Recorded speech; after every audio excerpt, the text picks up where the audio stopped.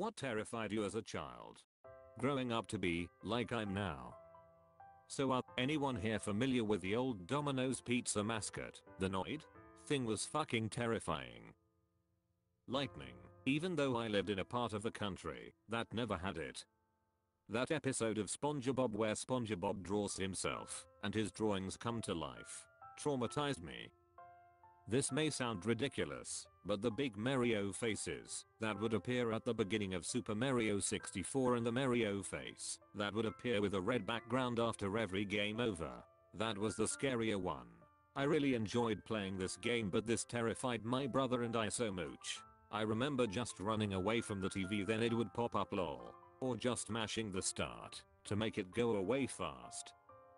The bear and lion from the Teletubbies, that shit fucked me up. Frogs, for no fucking reason. Flushing the toilet at night. I was sure something or someone was going to grab me and no one owled hear over the sound of the toilet. Waking up to the grudge girl dragging me into hell. Girls, I did not want to catch cooties. My family was poor, so we couldn't afford the cootie shot. When I was in grade school, my class had to play this typing game where, if we got a word correct, our in-game character would throw a banana at a monkey. The monkey looked incredibly terrifying. I was great at typing back then, because it felt like I was constantly bombarding this monkey with stupid pixelated bananas. We played this game every Wednesday, and one night, before I went to sleep, I pictured the monkey standing at the doorway looking at me. It scared the crap out of me, but I told myself it would go away. At like 3 or 4 AM, I couldn't sleep a wink. So I started down the stairs to sit on the couch in our living room. When I'm almost at the bottom of the staircase, something inside me says to look up, and sure enough there was that damn monkey from the typing game. I sprinted to the couch, hid under a blanket draped along the end of it, and cried myself to sleep. Even to this day, as a 23-year-old man, I speed walk down staircases, partially both I'm still thinking the monkey is up there, ready to assault me with some bananas. The sound of helicopters, until I was 7 to 8 years old. Watched too many war movies, so I would run for cover every time I heard the sound of helicopter flying overhead. Aliens. They had a sketch of the grey aliens on the front page of Teehee newspaper, legit one. As a kid, it was because a book or movie had come out, and I guess it was a slow news day, but I saw it, and anything in the newspaper was fact as I was taught. So I wrestled with this. I should have told my parents I was scared, but I didn't want to appear scared.